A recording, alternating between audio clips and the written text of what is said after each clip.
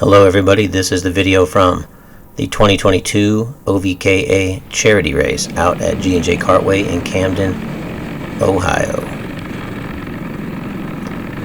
This is a Pea-pick format for the day with 3 different configurations. So this is going to start out with configuration A.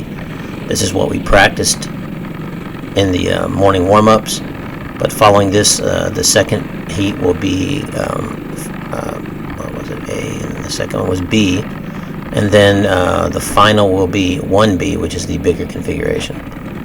So as you can see, one of the guys in the 206 senior class, which is starting in front of us, he went off. It was a little bit chilly in the morning, cold tires. I think he might have been a newer guy to the track, but he slid off just coming out of the pits. So we're going to do a few more laps around here before we take the green. It was, as I mentioned, a Pea-pick format. I believe I mentioned it. I've got position 2. We have, I think, about 8 or 9 karts in the Masters heavy class, 206 Masters heavy class. So I've got my buddy in the 318 right next to me. Got the Boganator back behind us. He's made a few guest appearances out here this year, and he's usually pretty quick. Then we got the 11 right behind me and a couple other guys. I think we've got one more before we take off. So there's going to be a decent amount of action in these videos because there's no points on the line right here. People are out to try to have fun, but they obviously are going to want to try to win these things. It's a little bit smaller field. I was halfway decent on the practice speeds and stuff. That one guy that got stuck in the bags, he's going to head up there and he's going to make the start with the seniors.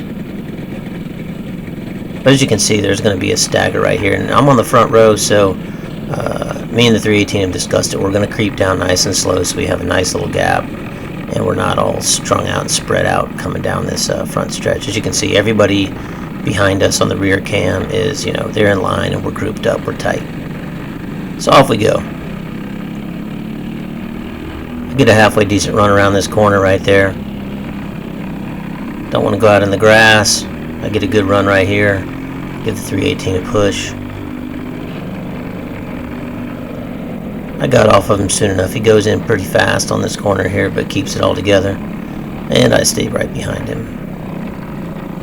I like these short tracks. I don't know how my kart seems to do moderately okay with them. I was doing a little research on my chassis, and it's like I said, it's an Aero X2. I think probably around 2012, and I actually found some of the literature out online that came with the kart regarding setup. Right now, rear axle wise, I'm way narrower than what is specified in the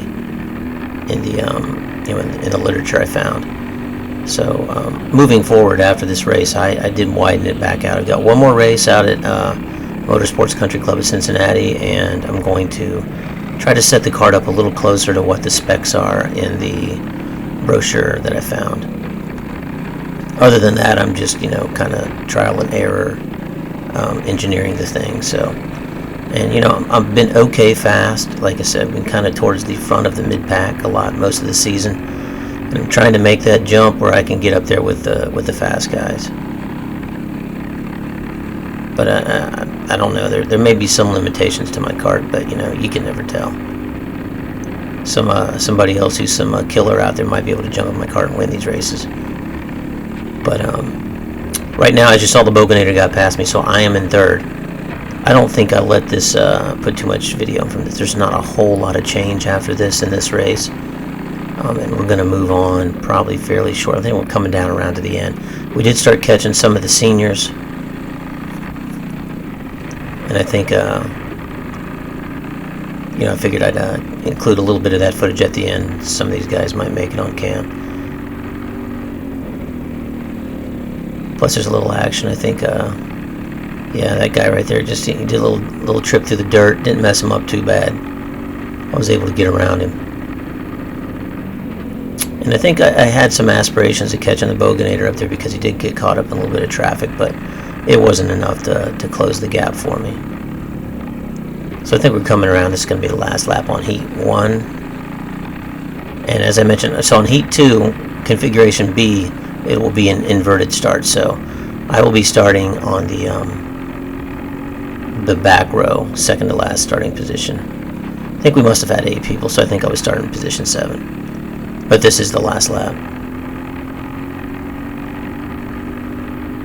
This is one of the weirder spin outs I've seen right here. Somehow something really hooked on that kart and he went around in a weird direction. I was a little, it kind of surprised me as I went past.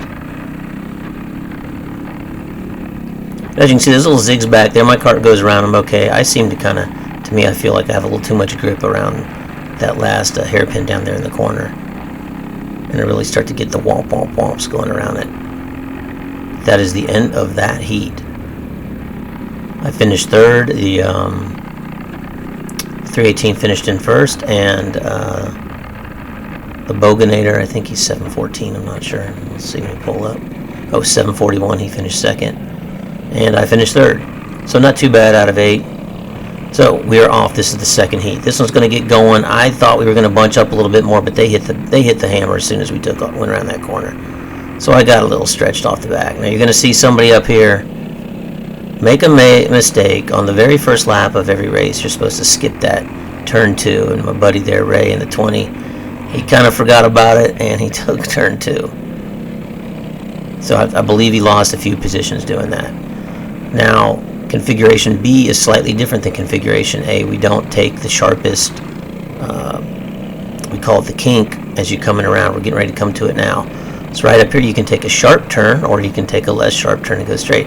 I started to take the sharp turn, so boom, I end up going way off the back because I'd slowed down to take that sharp turn, and as you've seen in many videos before, just a little bit of hesitation will just really gap you out big time. But if you noticed up ahead of me, I think 1 or 2 people actually drove through the kink, and they went from like first to like 4th or something like that. We got one guy going around right there. We're going to come up, and I think even one more person still decides they're going to take the kink up here, and they're going to be on my right hand side because I remember this time. But yeah, one guy went off to the right. You're going to see him. He's back over there coming back in. And he probably lost about 1 or 2 positions at least right there. That's the 318.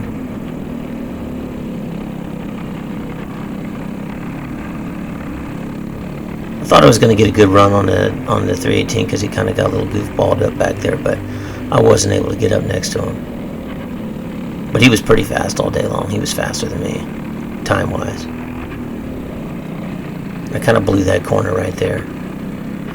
We're going to come up on the 86 up here, and typically he's pretty fast, but, you know, spoiler alert, I'm going to blow by him like he's sitting still in about a lap or 2. And come to find out when he was inspecting his kart after this heat, you know, just he was wondering where was his power, where was his speed.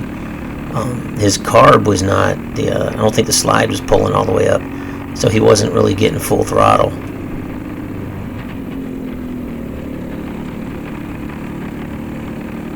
I don't know how that works technically, if you can still tack the kart out without it being at full throttle, but he wasn't getting there, and he was able to correct that for the final heat. Now the final heat will be coming up, and it's a bigger configuration, and the starting grid will be set based off of your 2 finishing positions from these races. I think right now I'm in 5th place now in this race. And like I said, I'm going to blow by the 86 like he's just kind of, you know, you don't typically get to blow by people that fast unless you're, you know, they're really bad. And typically he's a fast driver, so I knew something was probably up with his go-kart right there. But I'm going to try to close in on the 318, but I think it just ends out this way. So no more action. So here we go. Once everything was tallied up, the 741 had the overall best finishes, so he started on the pole. 318 started right there in position 2, and I'm in position 3. I think we got the 711 next to us. He was driving the kart that he's driving. Actually did very well in the senior OVKA standings, and he's just coming in and driving it for fun this weekend because, again, it's kind of a fun weekend. And he was fast. He had possibly the fastest times all weekend. So weird. So right there, we go around that corner. The 318, he goes off to the side. I don't look behind me to see what happens, but you know, he kind of drove out wide, which is something. You know, I've driven in that grass over there on an occasion, and he ended up going out there. But as you see, we're taking the bigger track with this bus stop area right there. But here's what it boggled my mind. The 318 is now up there in front of me. I don't know how that happened. I didn't really figure it out after the race was over because this was the end of the day and I packed up and took off, but I couldn't figure that one out. So I'll have to talk to him and see what the heck happened. But I'm hanging okay with these guys right now at this point in time. I can't remember if I made any changes to my kart. But I don't really recall doing much of anything to the kart once I set it up at the beginning of the day. It was a kind of a shortened race day. Everything was running 2 classes together, so you did not have much time in between your heats because there were only like 2 or 3 races in between, and on the short tracks those races are over in about 6 minutes. So any big scale changes aren't going to happen. I barely had time to switch out of gear in between heats. But right now, we're going pretty good. We're all hanging pretty tight. I believe the Boganator's out there in first, 318 is in second, and the 711, I think it's usually the 11, but I think he taped on a 7 for the 711. He worked out, he squeezed out that pass right there. I got a good run up on this 318 right here, but not able to get around him. I thought about it right here, but it wasn't going to happen. I figured I'd slide down there and see if maybe for some reason he'd give me the space and let off, hit the brake a little early, but he kept his foot into it like he should have, and was able to hold me off no problem.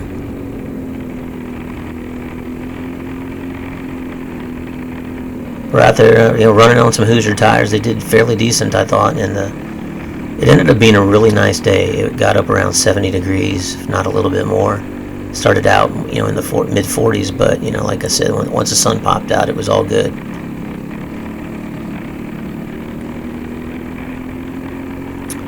Only have one more race left to go after this. Going to be racing at MCC, which is the Motorsports Country Club of Cincinnati. Have their Kart-O-Ween race, which is the last race of the season. And that'll be the last race for me. I'll be tearing the kart all down. So the Boganator had some issues right there, and he got off in the grass. I was able to get past him, but just by the placement of where it was, I ended up scrubbing a ton of speed getting under him right there, and the 318 kind of starts to leave me in the dust at that stage. It doesn't look like they're that far away when you're going through the zigzaggy part, but once you pop out onto the straightaways, it stretches out, and it will always look like it closes up in the curves, but you're not really getting that close. So I've got the Boganator behind me again. At the end of the day, when I looked, I actually was able to, as far as lap times are concerned, I think I might have been actually just a teeny weeny bit on 1 lap faster than him. Which in the past, I haven't usually been as fast as him, so, in my mind, I'm making some strides in my karting program here. I'm getting a little bit faster. And we're going to find out when I go to MCC this weekend, too, because that track is a little different than this. For me, it's a little more wide open. You're on the gas a little bit harder through you don't have, there's one spot where you come way down on speed, but there's a lot of just really wailing on it, to me, at least, going around that track. So, Craig got under me back there, and I'm going to try to run him back down. And I went ahead and let this whole race play out because it is pretty close. I'm trying hard. That bus stop area is just, I think I probably need to take some caster out of my steering because it's like driving a bus through there for me, at least the way it feels, with the input that I have to put on the steering wheel. I've got to, it's no just little flicks of the wrist. I've got to kind of get down on the steering wheel to turn through there. It's like I learned how to drive on a 70 or 71 Plymouth Valiant with 3-speed on the tree and, no power steering, no power nothing. And that thing was a tank trying to drive around turns kind of slow. So somewhat reminds me of driving that old car when I go through some of these turns. And I think, there are some adjustments I can make. I've been trying to research some of the Ackerman stuff and, all that kind of baloney. I might be able to change the position of my tie rods out there on my spindles, stuff like that, but I don't want to stray too far away from it right now and screw myself up with this last race coming up. I know I'm relatively fast with the current setup, and I'll just deal with it and just try to get this race knocked out fast. I'm not going to throw anything crazy at it. But when next season comes, during the off season, I'm going to try to get try a few new things. Maybe get out and do some pre-testing, at the beginning of the season. Get out there and try to work with a few things out.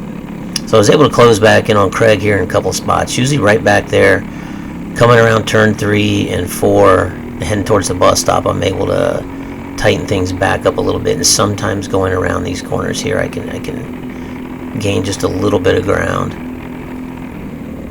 But again, my kart really sticks hard down in that corner back over there that we just went through, the hard left-hander, and just kind of gets it gets me out of whack a little bit because it bounces me around pretty good, and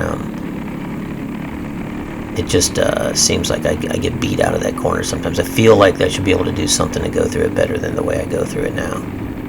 But this corner, not doing too bad for me. I'm feeling pretty good coming around this one.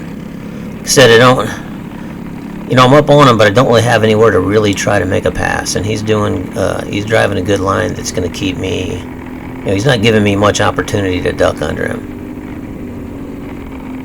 which might have been part of the reason why I was staying with him too. Is if he drove a little bit wider in some spots, that might be a little bit faster line, and he might actually open it up. But him knowing that I'm not super far behind him, he might not be he might be using a little more defensive tactic. I didn't ask. I guess I could always ask him more. If he watches this video, he can comment if he wants. Let me know what he was thinking. But I did end up being, the Boganator's personal photographer for basically about 15 minutes here, however long this last race is. As for the season, currently right now, I'm going to knock on wood. I really haven't busted much. Wow, that made my mic really freak out. But, so far I will admit I have been somewhat conservative at times, and I have not taken much risk because I just don't want to smash anything up on my first year doing this kind of on my own dollar. Next year I will be able to probably drop a little bit of cash on some spare parts, and again, as I mentioned before, maybe focus on getting newer tires every now and then, and things like that, things that might help my performance. The only set of new tires I bought all year were the ones that I had to buy for the Grands. They make you buy them, so you don't have a choice. Other than that, I didn't buy any new tires. I just bought used tires all year. And most of the time they seemed like they were fine to me. But again, I'm going to really I keep getting close to Craig up here, but he keeps pulling back up on me. And in the areas where I do kind of catch up with him, I can't really keep rolling, and I got to kind of ease up just a hair so I don't run him over. But this is the last lap. This is my last chance.